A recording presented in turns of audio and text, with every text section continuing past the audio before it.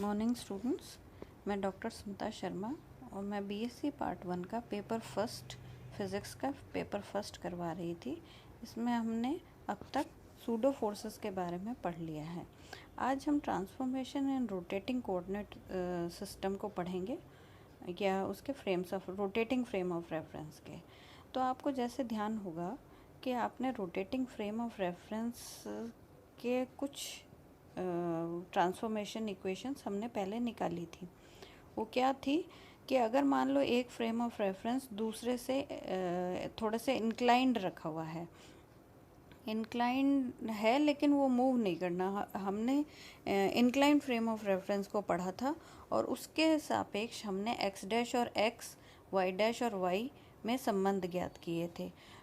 2 dimensional, उसमें Z और z dash को हमने संपाती माना था और उसके अंदर हमने एक्स डैश का जो मान है वो x cos omega cos theta plus y sine theta और वाई डैश बराबर y cos theta minus x sine theta निकाले थे।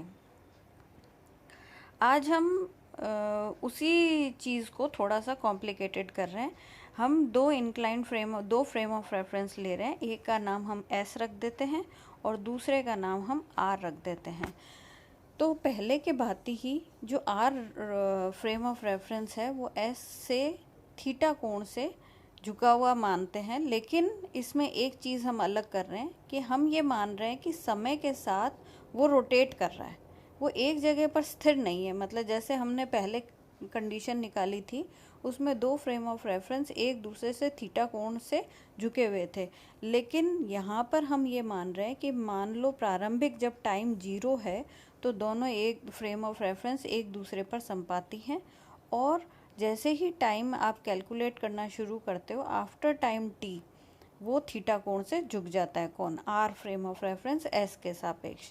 अब क्योंकि हमें मालूम है थीटा जो होता है, अगर वो rotating frame of reference omega कोणीय वेग से चल रहा है तो हम थीटा को ओमेगा टी के बराबर लिख सकते हैं। तो जो हमने रूपांतरण समीकरण ने पहले निकाली हुई हैं एक्स डैश और वाई डैश की, उसके अंदर अब हम एक चेंज कर सकते हैं। हम थीटा की जगह ओमेगा टी रख सकते हैं। उससे ये होगा कि जब टी बराबर 0 होगा तो वो दोनों के दोनों समीकरणें एक जैसी सी हो जाएंगी और टी के साथ वो बदलती चली जाएंगी। तो हम 2 डायमेंशन में ही अभी पहले पढ़ रहे हैं, फिर 3 डायमेंशन में पढ़ेंगे। तो हम प्रारंभ में ले रहे हैं एस और आर दो निर्देश तंत्र हैं जिनके मूल बिंदु संपाती हैं और प्रारंभ में वो एक दूसरे पर t बराबर 0 पर एक दूसरे पर संपाती हैं। अब r को हम एक नियत कोणीय वेग से, यहाँ पर कंडीशन हमने लगा रखी है जो उसका कोणीय वेग है वो नियत होना चाहिए, उससे हम उसको घुमाते हैं। और हमने क्या माना है, क्योंकि 2 डायमेंशन में ही है तो z जो है वो संपाती रहेगा। तो अब हम ये मान लेते हैं कि t समय बाद हमने उसकी घटना को मेजर किया, तो t सेकंड बाद जो r है वो कितना घूम जाएगा, ओमेगा t घूम जाएगा। तो हमने जो पहले कंडीशंस निकाली थी उसी के आधार पर हम ये 3 समीकरण लिख देते हैं। एक्स डैश बराबर x cos omega t plus y sine omega t, y dash बराबर y cos omega t minus x sine omega t और जेड डैश बराबर जेड। एक बार हम इसका चित्र भी देख लेते हैं। कुछ इस तरीके का हमने पहले भी निकाला था। अब हम इस चित्र में हमने कोई एक P बिंदु ले लिया। अब इस P बिंदु के निर्देशांक S फ्रेम ऑफ रेफरेंस में तो x, y और z है और इस P बिंदु के R के सापेक्ष जो निर्देश है वो है x डैश, y डैश और z डैश। तो अब हमें क्या करना है, हमें इन दोनों के बीच में संबंध ज्ञात करना है। तो हमारे को प्रिलिमिनरी संबंध तो पता है, वो हमने लिख लिया। अब हम इसके अंदर वेग रूपांतरण समीकरण निकालेंगे और त्वरण रूपांतरण समीकरण निकालेंगे और एक इम्पॉर्टेंट डिस्कशन करेंगे लास्ट में। तो यहाँ पर थीटा जो है ओमेगा टी के बराबर रख दिया गया है। तो ये रूपांतरण समीकरणें जो अभी हमने निकाली हैं वो कैसी हो गई, टाइम डिपेंडेंट हो गई, समय पर निर्भर करने वाली समीकरणें हो गई। तो अब हम इनको पहले अवकलन करेंगे, डिफरेंशिएट करेंगे। तो डिफरेंशिएट करेंगे, सबसे पहले हमारे को निकालना है ट्रांसफॉर्मेशन ऑफ डिस्प्लेसमेंट यानी विस्थापन का रूपांतरण। अब विस्थापन का जो रूपांतरण है उसके अंदर हम क्या करेंगे, इस पूरी तीनों समीकरणों को हम अवकलित करेंगे। तो अवकलन उन सभी राशियों का होगा जो चेंजेबल है, कांस्टेंट राशियों का ऑब्वियस 0 हो जाएगा। ठीक है, तो हम इसका अवकलन करते हैं। तो अवकलन देखिए, dx डैश का क्या हो गया, cos omega t dx minus, अब cos ओमेगा टी का भी होगा क्योंकि टाइम इज चेंजिंग, तो omega x sine omega t dt, इसी प्रकार sine omega t dy plus omega y cos omega t dt होगा। अब इसको इसमें एक थोड़ा सा रीअरेंजमेंट हमने कर लिया। हमने क्या करा, ओमेगा जिसमें आ रहा है उन टर्म्स को हमने साथ लिख लिया, ओमेगा dt को बाहर निकाल लिया जो कॉमन थी, और बाकी दो टर्म्स को हमने साथ में लिख लिया।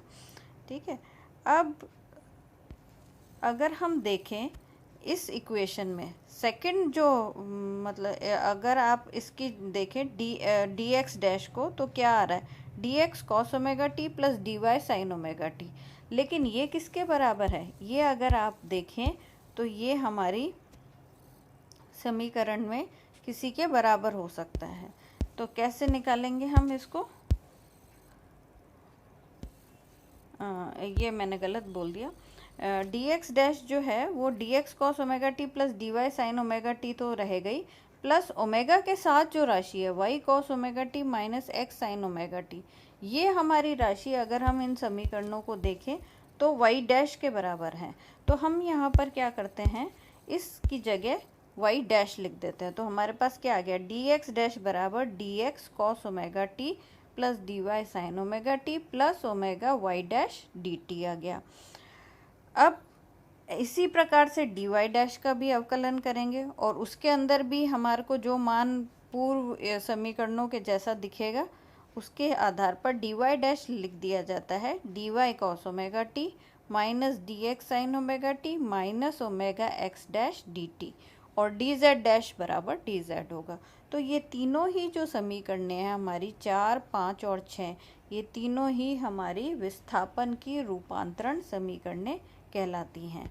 अब हम इसके अंदर अब क्या करना चाहते हैं, हम इसको वेग रूपांतरण करना चाहते हैं। तो वेग रूपांतरण कर लेते हैं हम इसके अंदर। अब वेग रूपांतरण में हम क्या करेंगे, आपको मालूम है वेग क्या होता है, समय के साथ विस्थापन का अवकलन। तो हम इसके अंदर जो उपरोक्त तीनों समीकरणें हैं उसमें t के सापेक्ष भाग लगा देते हैं, dt से अवकलित कर देते हैं या भाग लगा देते हैं, अवकलन तो हमने कर लिया। तो dx डैश बाई dt इस तरीके से कुछ आ जाएगा, यहाँ omega y dash dt cancel हो जाएगा। अब dx डैश अपॉन dt को हम कैसे लिख सकते हैं, ux डैश लिख सकते हैं, dx अपॉन dt को हम ux लिख सकते हैं, dy अपॉन dt को uy लिख सकते हैं, जो कि वेग को प्रदर्शित कर रही है। तो इस प्रकार से हमारे पास पहली x दिशा में वेग रूपांतरण समीकरण आ गई, ux डैश बराबर ux cos omega t plus uy sin omega t plus omega y dash. इसी प्रकार से y डैश वाली जो समीकरण है dy डैश वाली, उसको भी dt से भाग लगा देते हैं, तो आपको uy डैश की समीकरण मिल जाती है जो कि समीकरण 8 में प्रदर्शित है। और आपको तीसरी जो है z वाली भी t के सापेक्ष अगर आप भाग लगा दें तो आपको तीसरी समीकरण मिल जाती है। तो 7, 8 और 9 ये तीनों समीकरणें हमारी क्या हो गई, वेग रूपांतरण समीकरण कहलाएगी। अब हम इसके अंदर आगे क्या करना चाहते हैं, त्वरण रूपांतरण समीकरण निकालेंगे। तो त्वरण के लिए हमारे को क्या करना पड़ेगा, उपरोक्त जो तीनों समीकरणें हैं उनको पुनः t के सापेक्ष अवकलन करना पड़ेगा। तो हम पुनः इनका अवकलन करते हैं। अब देखिए इसके अंदर अवकलन करा तो ux का भी होगा, cos ओमेगा t का भी होगा, uy sin omega t, omega y dash, इन सभी राशियों में से सिर्फ ओमेगा कांस्टेंट है जिसका नहीं होगा, बाकी सभी राशियों का अवकलन होगा। तो हमारी जो इक्वेशन है वो कैसी बन जाएगी, dux upon dt cos omega t plus duy upon dt sin omega t। ये तो एक बार हमने सिंपल अवकलन कर लिया। अब कॉस और साइन का करते हैं तो क्या आ जाएगा, minus omega u x sine omega t plus omega u y cos omega t. और साथ ही साथ हमारे पास एक एडिशनल टर्म और है प्लस ओमेगा वाई डैश, उसका अवकलन कर लेते हैं। ओमेगा का नहीं होगा, d y dash upon d t. अब हम देखिए इसके अंदर हमें पता है d u x dash upon d t को हम ए एक्स लिख सकते हैं, तो इसको हम ए एक्स डैश लिख लेते हैं। फिर उसके बाद D u x upon d t को हम ए एक्स लिख सकते हैं, तो हम उसको ए एक्स लिख लेते हैं, ए एक्स कॉस ओमेगा टी। फिर ए वाई साइन ओमेगा टी लिख लिया। अच्छा, अब इसके अंदर से हमने ओमेगा को कॉमन ले लिया, क्योंकि ओमेगा हमारे को कॉमन दिखाई दे रहा है, तो ओमेगा को कॉमन ले लिया। अब इसके अंदर जब हम ओमेगा को कॉमन लेंगे तो हमारे पास क्या टर्म बनेगी अंदर ब्रैकेट में, u y cos omega t minus u x sine omega t, ये बन रही है। तो अब अगर आप इसको, क्या बन रही है आपकी, u y cos omega t minus u x sine omega t. ये देखिए आपको 8वीं इक्वेशन के अंदर ये चीज़ दिखाई दे रही है, u y cos omega t minus u x sine omega t. लेकिन इसके साथ एक एडिशनल टर्म और है, माइनस ओमेगा एक्स डैश। इसको हम लेफ्ट हैंड साइड पे ले जाते हैं और ये जो राशि है इसका मान हम निम्न समीकरण में रख देते हैं। तो हम क्या रख पाएंगे, u y dash plus omega x dash. ये देखिए हमने यही मान इसके अंदर रख दिया, omega u y dash plus omega x dash. और आपके पास d y dash upon d t को हम यू वाई डैश लिख सकते हैं, ये लिख दिया। अब हमारे पास 2 ओमेगा यू वाई डैश आ गए, दोनों को जोड़ देते हैं तो 2 ओमेगा यू वाई डैश हो गया। और ओमेगा को जब ओमेगा एक्स डैश से मल्टीप्लाई करेंगे तो ओमेगा स्क्वायर एक्स डैश आ गया। तो हमारी 10वीं इक्वेशन क्या बन गई, ए एक्स डैश बराबर a x cos omega t plus a y sine omega t plus 2 omega u y dash plus omega square x dash. ये समीकरण हमारी बन गई। ये क्या बन गई हमारी, ये पहली हमारी त्वरण की रूपांतरण समीकरण बन गई एक्स दिशा में। इसी प्रकार से हम सॉल्व करेंगे तो हम ए वाई डैश भी निकाल सकते हैं, उसका मान कुछ ऐसे आएगा, आप सॉल्व करके देख सकते हैं। A y cos omega t minus a x sine omega t minus 2 omega u x dash plus omega square y dash. तो ये 11वीं इक्वेशन आपकी वाई दिशा में त्वरण रूपांतरण समीकरण कहलाएगी। अब इसी प्रकार से आप तीसरी भी लिख सकते हैं, ए जेड डैश बराबर ए जेड। तो 10वीं 11वीं और 12वीं जो आपकी इक्वेशन है वो इक्वेशन क्या हो गई, ये हमारी हो गई त्वरण रूपांतरण समीकरण।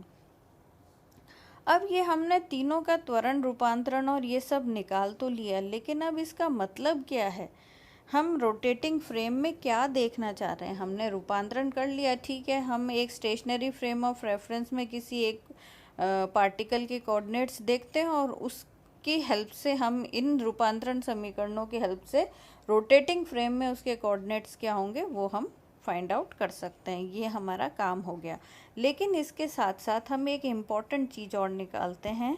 हम ये मानते हैं कि S जो है वो एक जड़त्वीय निर्देश तंत्र है, ठीक है, और इस निर्देश तंत्र के सापेक्ष कण पर कोई त्वरण नहीं लग रहा। मतलब अभी जो P पर जो पार्टिकल बैठा हुआ है उस पर कोई फोर्स नहीं लग रहा।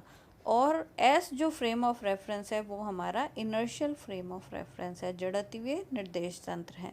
अब जड़त्वीय निर्देश तंत्र में हम जानते हैं अगर उस पर कोई बल नहीं लग रहा तो उस पर त्वरण 0 होगा। तो इसका मतलब क्या हो गया, हमारा ए एक्स जो है वो D square x by d T square है, उसका मान 0 होगा, ए वाई का मान 0 होगा और ए जेड का मान भी 0 होगा। अब ये तीनों मान हम 10वीं 11वीं और 12वीं इक्वेशन में प्लेस करते हैं। तो देखिए जब 10वीं इक्वेशन में ए एक्स ए वाई का मान 0 रखते हैं तो ये ए एक्स डैश का मान 0 नहीं होता। वो कितना हो जाता है, पहली टर्म 0 दूसरी टर्म 0, लेकिन plus 2 omega u y dash plus omega square x dash हो जाएगा, यानी ये नॉन जीरो टर्म है। ऐसे ही ए वाई डैश जो है उसमें भी पहली दो टर्म्स जीरो हो जाएंगी, लेकिन बाकी की दो टर्म्स रह जाएंगी। ए जेड डैश क्योंकि हमने मूवेबल नहीं माना तो वो जीरो ही होगा। तो इससे हम क्या कंक्लूड करते हैं? हम ये कंक्लूड करते हैं कि किसी पार्टिकल पर फोर्स नहीं लग रहा तो भी रोटेटिंग फ्रेम ऑफ रेफरेंस में ऐसा प्रतीत होता है कि उस कण पर कोई बल या लग रहा है, जिसके कारण उसमें इतना त्वरण उत्पन्न हो रहा है। उसका मान कितना है? x दिशा में 2 omega u y dash plus omega square x dash के बराबर है। दूसरा ए वाई डैश का मान -2 omega u x dash plus omega square y dash के बराबर है, यानी इट इज़ नॉन ज़ीरो, वो जीरो नहीं है। और हमने जो डेफिनेशन पढ़ी है इनर्शियल फ्रेम ऑफ रेफरेंस की, वो क्या कहती है?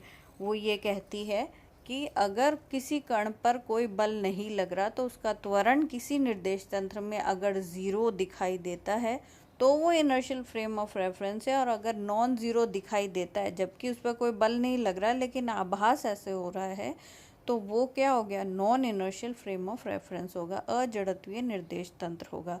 इस प्रकार से हम ये प्रूव कर चुके हैं कि एस अगर हमारा निर्देश इनर्शियल फ्रेम ऑफ रेफरेंस है तो हमारा जो रोटेटिंग फ्रेम है यानी जो आर हमने लिया है वो हमारा अजड़त्वीय निर्देश तंत्र है। तो हम ये जनरल वे में कह सकते हैं कि समस्त रोटेटिंग फ्रेम ऑफ रेफरेंस जो होते हैं वो अजड़त्वीय निर्देश तंत्र होते हैं। ये एक हमारा इम्पोर्टेंट कंक्लूजन है। ठीक है, अब ये चीज़ हमने पढ़ ली, ये तो अभी हमने 2 डायमेंशंस के लिए पढ़ी है। अब इसी चीज़ को हम 3 डायमेंशंस में पढ़ेंगे और हम इसके अंदर एक पैरामीटर जो है उसको फाइंड आउट करेंगे, वो है हमारा कोरियोलिस बल या कोरियोलिस त्वरण। ठीक है, तो अब हम इसको त्रिविमीय वे में पढ़ रहे हैं, rotating frame of reference in 3 dimensions. अब देखिए इस 3 डायमेंशंस में एक चीज़ हम और इम्पॉर्टेंट चीज़ लेंगे, वो अभी मैं बता देती हूँ। हमने क्या करा है, ये आपको डायग्राम दिखाई दे रहा है, हमने इसमें 3 डायमेंशंस में करा है, यानी x x dash y y dash z z dash है। ओ बिंदु संपाती यानी ओरिजिन संपाती है। P पर कोई पार्टिकल बैठा हुआ है जिसकी प्रारंभ में ये दोनों एक दूसरे पर संपाती है। हम इसको आई जे के यूनिट वेक्टर्स की टर्म्स में इसका पोजीशन वेक्टर या स्थिति सदिश लिख सकते हैं, हमें आता है वो लिखना। ठीक है, तो सबसे पहले हम एस निर्देश तंत्र, हमने क्या लिया है? 2 निर्देश तंत्र ले लिए, एक एस है जो कि स्थिर पड़ा हुआ है और एक आर है जो कि रोटेट कर रहा है ओमेगा कोणीय वेग से। और पी पर एक बिंदु बैठा हुआ है जिसके एस के अंदर कोऑर्डिनेट्स क्या हैं? एक्स वाई और जेड। तो सबसे पहले इसमें एस के अंदर जो यूनिट वेक्टर्स हैं वो हमने मान लिए आई। तो इसके आधार पर हम पी कण का स्थिति सदिश आसानी से हम जानते हैं लिखना। ओ पी बराबर क्या हो जाएगा? अगर हम उसको स्मॉल आर लिखें तो वो किसके बराबर होगा? एक्स आई प्लस वाई जे प्लस जेड के बराबर होगा। इसको हम इक्वेशन नंबर 1 दे देते हैं। अब जब टाइम 0 है तो क्या होगा? टाइम 0 पर रोटेटिंग फ्रेम भी पूरा का पूरा इसके ऊपर संपाती रहता है, तो उस वक्त r rotating frame of reference के सापेक्ष इसके निर्देश इसका स्थिति सदिश कितना होगा वो भी हम देख लेते हैं। तो प्रारंभ में ओपी जो है आर डैश होगा और वो हम x dash i dash plus y dash j dash plus k dash z dash लिख रहे हैं। अब इसके अंदर इम्पॉर्टेंट चीज़ क्या आ गई? इसमें ये आ गई कि जो आर है उसकी दिशा जो है वो लगातार बदल रही है, वो ओमेगा कोणीय वेग से एस के सापेक्ष घूर्णन कर रहा है। तो हम ये मान रहे हैं कि उसके जो एकांक सदिश है वह भी समय के साथ बदलते जाएंगे, इसलिए उनको भी हमने आई डैश जे डैश के डैश के रूप में लिख लिया और इसी कारण से स्थिति सदिश हमारा समीकरण 2 के बराबर हो गया। लेकिन जब t बराबर 0 होगा तो ये समीकरण 1 और 2 एक दूसरे के ऊपर संपाती होंगी। ठीक है, तो हम क्या लिख सकते हैं? कण P की नियत स्थिति के लिए r और r डैश दोनों बराबर होंगे, तो हम ये लिख सकते हैं उस स्थिति में आर जो है, इधर तो आर ही लिखने थे, आर डैश का मान रख देते हैं समीकरण 2 से। तो आर बराबर x dash i dash plus y dash j dash plus k dash z dash हो सकता है। ये हमारी जो समीकरण 3 आई है वो हमारी क्या आ गई, घूर्णी निर्देश तंत्र में स्थिति सदिश का रूपांतरण समीकरण कहलाती है। It is called transformation equation of position vector in a rotating frame of reference. अब हमारे को नेक्स्ट हम क्या करते हैं, वेलोसिटी निकालते हैं। तो वेग का रूपांतरण समीकरण निकालने के लिए हमें अवकलन करना पड़ेगा। तो अब हम इसके अंदर कुछ चीज़ें मान लेते हैं। चूंकि निर्देश तंत्र आर के घूर्णन से इसके अक्षों के अनुदिश एकांक सदिश आई डैश जे डैश व के डैश भी बदलते हैं, इसलिए जब हम समीकरण 3 का अवकलन करेंगे तो दोनों का अवकलन होगा, एक्स डैश का भी होगा, आई डैश का भी होगा, सभी 6 क्वांटिटीज़ का अवकलन होगा। तो कैसे दिखेगा, D r by d t plus एक बार हम एक्स डैश वाई डैश और जेड डैश को अवकलित कर देते हैं, तो हम लिख सकते हैं i dash d x dash upon d t plus j dash d y dash upon d t plus k dash d z upon d t. और दूसरी बार हम आई जे के को अवकलित कर देते हैं, तो हम कैसे लिख देंगे, x dash d i dash upon d t plus y dash d j dash upon d t plus z dash d k dash upon d t. इस प्रकार से हम इसको रख सकते हैं। अब हम इसको फर्दर आगे पढ़ते हैं। अब इसमें इन्होंने एक थोड़ी सी सिंप्लीफाई करने के लिए एक ट्रिक लगाई है, और वो ट्रिक वैसे गलत नहीं है, उसको लिखने के तरीके से जिससे हमें जल्दी से समझ आए।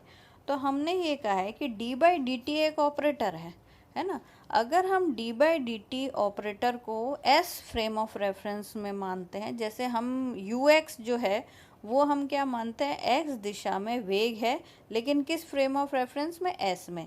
यू एक्स डैश हम किसको मानते हैं, एक्स दिशा में वेग है आर के लिए, पहचान के लिए हम उसमें डैश लगा देते हैं।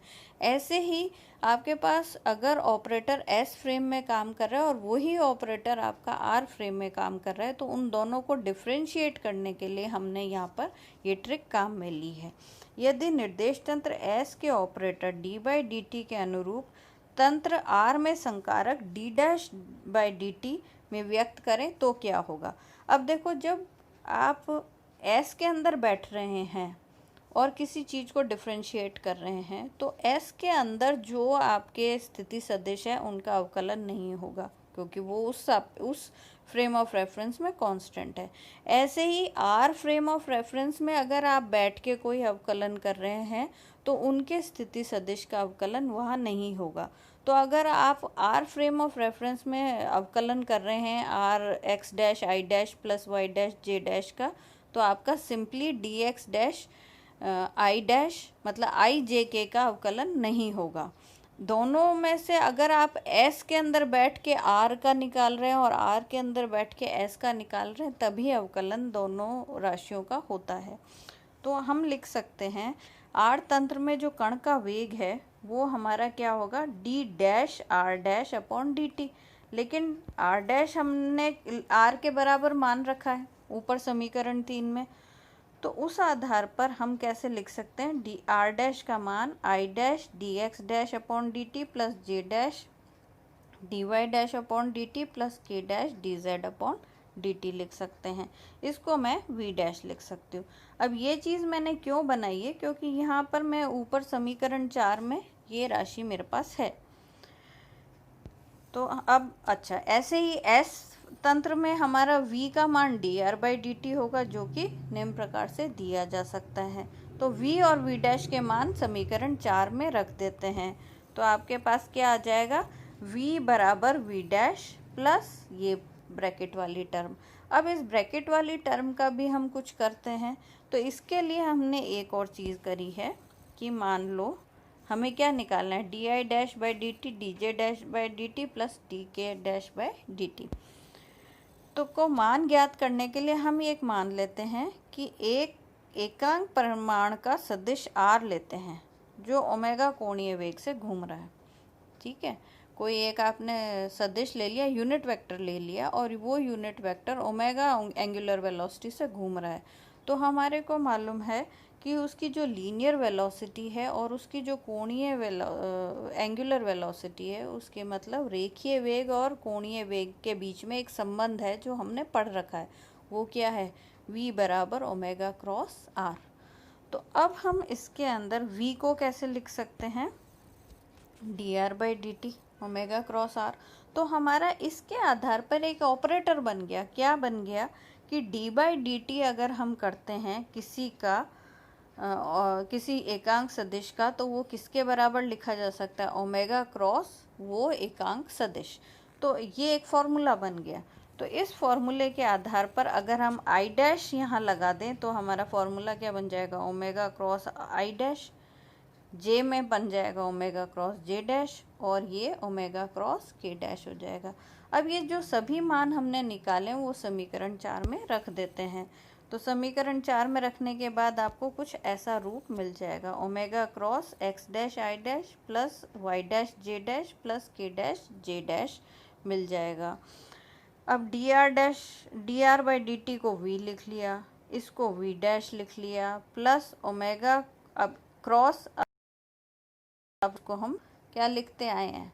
r लिखते आए हैं, r लिख दिया, तो हमारे पास ये एक समीकरण आ गई। तो ये क्या आ गया? v डैश बराबर v माइनस v डैश निकाल लिया हमने, v डैश बराबर v minus omega cross r। ये हमारा क्या आ गया? त्रिविमीय निर्देश तंत्र में हमारा वेग रूपांतरण समीकरण आ गया। यानी एक फ्रेम ऑफ रेफरेंस दूसरे फ्रेम ऑफ रेफरेंस के सापेक्ष अगर घूर्णन गति कर रहा है तो उसके अंदर स्थित कोई कण का जो उसका वेग है वो इस प्रकार से रूपांतरित किया जा सकता है। अब इसके आगे हम करेंगे त्वरण रूपांतरण, वो हम कल करेंगे, और उसी के साथ हम एक नई डेफिनेशन देंगे कोरियोलिस बल के बारे में। धन्यवाद।